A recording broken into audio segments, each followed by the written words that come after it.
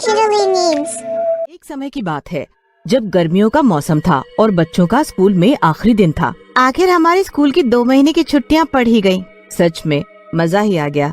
अब हम रोज नदी के किनारे खेलने जाया करेंगे। हाँ हाँ बिल्कुल। मीनल और शीतल खुशी खुशी अपने घर जाती हैं।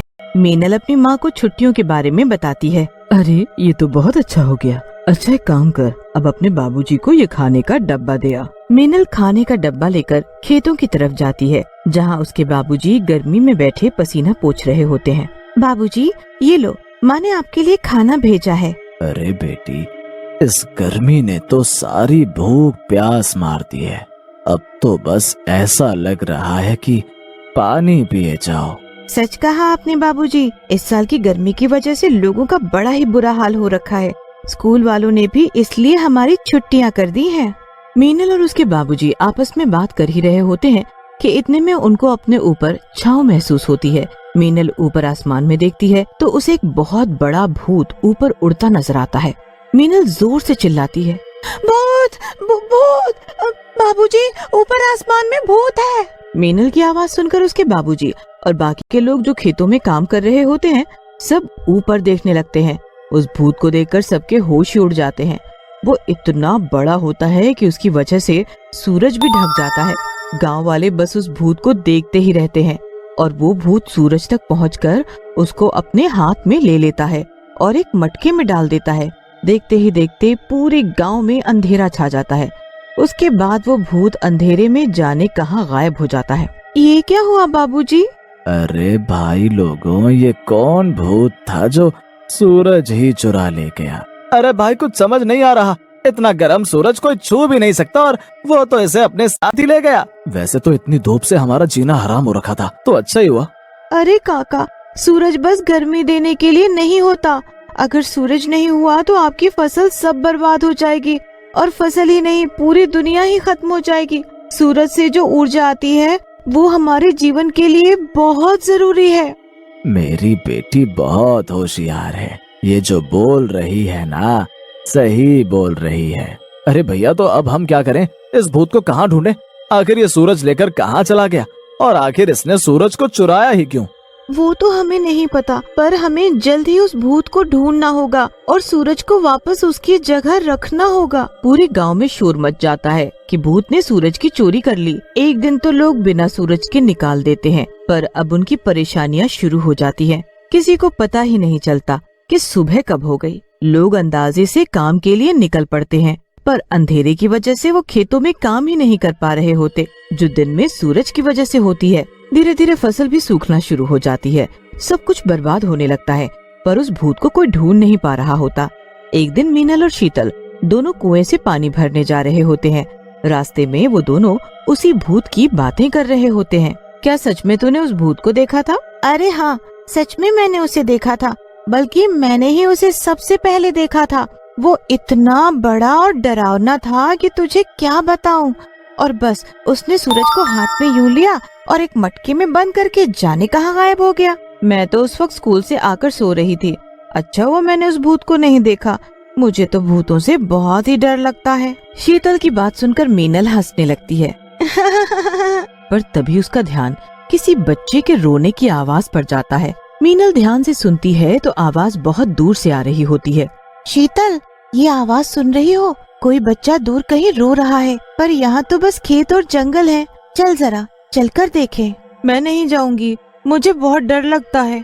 अरे चुपचाप चल मेरे साथ, बच्चा ही तो है। क्या हुआ? शीतल डरते हुए मीनल के साथ आगे बढ़ती है। धीरे धीरे वो जंगल की तरफ जाने लगते हैं। आवाज और तेज हो जाती है। अब दोनों सहेली और आगे बढ़ती हैं और उस आवाज के बिल्कुल करीब पहुंच जाती हैं। सामने बहुत बड़ी बड़ी झाड़ियां होती हैं। मीनल अपने दोनों हाथों से झाड़ियों को इधर उधर करती है तो सामने एक छोटा सा बच्चा लेटा रो रहा था। पर वो कोई मामूली बच्चा नहीं होता, बल्कि उस भूत का बच्चा होता है। उसकी शक्ल बिल्कुल उस भूत जैसी डरावनी होती है। शीतल और मीनल की तो ये सब देखकर बोलती ही बंद हो जाती है। वो उस बच्चे के पास जाने का सोचती हैं, पर तभी वहाँ सूरज चुराने वाला भूत आ जाता है। क्या हुआ मेरे बच्चे, रो क्यों रहा है? मैं तो बस यही था, तू फिक्र मत कर, मैं तुझे छोड़कर कहीं नहीं जाऊंगा। मुझे पता है तुझे भूख लगी है, इसलिए तू रो रहा है। मैं अभी तुझे सूरज की रोशनी खिलाता हूँ। सूरज की रोशनी? चुप हो जा, उसको हमारी आवाज आ गई तो वो हमको मार डालेगा। भूत अंदर झोपड़ी में जाकर मटका लेकर आता है और उस बच्चे के पास आकर बैठ जाता है। फिर वो उस मटके के ऊपर से ढक्कन हटाता है। ढक्कन हटाते ही आसपास बहुत तेज रोशनी हो जाती है। मीनल और शीतल समझ जाते हैं कि वो वही मटका है जिसमें सूरज है। भूत उस मटके के अंदर हाथ डालकर रोशनी निकालता है और अपने बच्चे को खिलाने लगता है। सूरज की रोशनी खाकर बच्चा खुश हो जाता है और हंसने लगता है। मुझे पता है तुझे यही चाहिए था, तभी तो देख मैंने तेरे लिए सूरज ही चुरा लिया, क्योंकि इतनी दूर से रोशनी लाते लाते यहाँ तक खत्म हो जाती थी। अब ये रोशनी कभी खत्म नहीं होगी और तू जब मर्जी जितनी मर्जी खा सकता है। भूत अब वापस उस मटके को ढक देता है और उसे अंदर झोपड़ी में रख आता है। उसके बाद वो अपने बच्चे को उठाता है और वहाँ से चला जाता है। आखिर हमने इस भूत और सूरज दोनों को ही ढूंढ लिया। ढूंढ तो लिया, पर इस भूत से ये सूरज लेगा कौन? हम तो इस सूरज के पास भी गए तो जलकर मर जाएंगे। ये भूत ही सूरज को अपनी जगह रख सकता है वापस। पर वो ऐसा करेगा क्यों? तूने देखा नहीं, वो बच्चा उस सूरज की रोशनी को खाकर ही जिंदा है। वो भूत अपने बच्चे को क्यों मारेगा? हाँ वही तो मैं बोल रही हूँ कि इस भूत से सूरज उसी जगह रखवाना नामुमकिन है। नहीं शीतल, हमें ये काम करना ही होगा। बिना सूरज ये दुनिया धीरे धीरे खत्म हो जाएगी। सब पेड़ पौधे, सब जानवर मर जाएंगे। मैं कुछ सोचूंगी और सूरज को उसकी जगह वापस रखूंगी। मीनल और शीतल वापस घर आ जाती हैं। मीनल पूरी रात इसी बारे में सोचती रहती है कि आखिर वो ऐसा क्या करे कि भूत सूरज को उसकी जगह रखने को तैयार हो जाए। मीनल को कुछ समझ नहीं आता। फिर अगले दिन वो अपना स्कूल का साइंस का चैप्टर पढ़ रही होती है। उसमें उसे पता चलता है कि लेंस का इस्तेमाल हम कैसे और किस लिए कर सकते हैं। मीनल को अब कुछ आइडिया आता है। वो जल्दी से लेंस लेती है और शीतल के पास जाती है। चल जल्दी उस भूत के पास, मुझे इस समस्या का हल मिल गया है।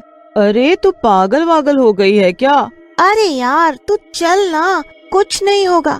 मीनल शीतल को जबरदस्ती अपने साथ ले जाती है। वो उसी जगह पहुंचते हैं जहां भूत और उसका बच्चा होता है। मीनल उस भूत के पास जाने से बहुत डरी हुई होती है, पर कैसे भी हिम्मत करके वो आगे बढ़ती है। भूत मीनल को देखकर गुस्से में लाल हो जाता है। ए लड़की, यहाँ क्या कर रही है? मरने आई है मेरे हाथों? नहीं भूत जी, मैं आपसे कुछ कहने आई हूँ। वो सूरज जो आपने चुराया है मुझे पता है, और आप उसकी रोशनी अपने बच्चे को खिलाते हो वो भी मैंने देखा। सूरज की रोशनी से आपका बच्चा तो जीता रहेगा, पर हमारी जिंदगी खत्म हो जाएगी। मैं बस ये लेंस आपको दिखाने लाई हूँ। इसकी मदद से आप अपने बच्चे को दूर से भी सूरज की रोशनी खिला सकते हो। ए लड़की, खबरदार जो सूरज को वापस रखने की बात की, अभी के अभी तुझे उस मटके में बंद करके राख कर दूंगा। नहीं नहीं भूत जी, ऐसा मत करना। बस प्लीज मेरी आपसे विनती है कि आप एक बार मेरी बात मान कर देखो। अगर मेरी बात झूठ निकली तो बेशक आप मुझे इस मटके में डाल देना। भूत मीनल को घूरता है और गुस्से से उसके पास आता है। पीछे छुपकर खड़ी शीतल सब देख रही होती है। भूत मीनल के एकदम पास आ जाता है।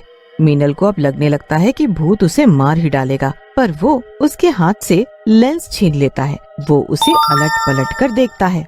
ये क्या छोटी सी बेकार की चीज दिखाकर तू मुझे पागल बना रही है? नहीं नहीं भूत जी, आपको यकीन नहीं तो आप मुझे यहीं रस्सी से बांध कर चले जाओ। मैं अगर झूठी हुई तो मुझे मार डालना। भूत को अब मीनल की बात सच्ची लगने लगती है।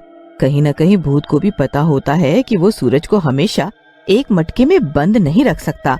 वो मीनल की बात को मानता है और मटका लेकर आसमान में उड़ जाता है। ऊपर जाकर वो मटके से सूरज को निकालता है और उसे उसकी जगह रख देता है। पूरे गांव में अचानक से दिन निकल आता है।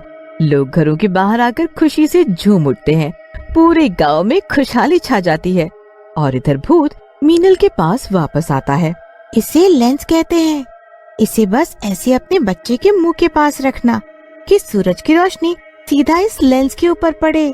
देखो मैं दिखाती हूँ। मीनल उस भूत को ऐसा करके दिखाती है। कुछ ही देर में सूरज की रोशनी लेंस पर पड़कर सीधा भूत के बच्चे के मुंह में जाती है। बच्चा बड़े मजे से रोशनी खाने लगता है और भूत ये देखकर एकदम हैरान रह जाता है। ये तो तूने कमाल कर दिया लड़की। चल अब तू जा यहाँ से, मीनल और शीतल घर वापस आ जाते हैं और गांव वालों के साथ खुशियां मनाते हैं। वो कभी किसी को उस भूत और उस बच्चे के बारे में नहीं बताते।